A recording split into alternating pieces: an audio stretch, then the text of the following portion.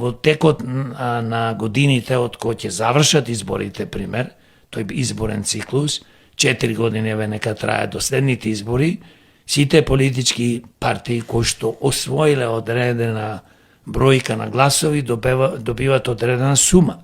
Големите политички партии кои што имаат освоено многу гласови добиваат по 2-3 милиони, плюс добиваат по 300, 400, 500 илјади евра за аналитички центри, додека помалите партии како нас добиваме по 50, 40, 60, 70 илјади евра и така натамо. И сега, ако тие пари не ги добиваш, ти не можеш да постоиш. Кој ќе се такмичи со овие криминогени политички структури?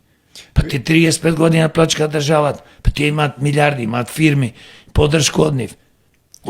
Знаете како е, кога си на власт, секој сака да дојде и да ти се улизгува, да те финансира, да ти дај пари, бидејќи ти ќе му даеш некој тендерче, тој ќе заработи. Зборувам сега за бизнисите, за фирмите. Така, па Македонија не оди напред економски, единствено нашите фирми чекаат од државата да добиваат работа и најголем работодавач во Македонија фактички е државата, поточно партијата што е на власт.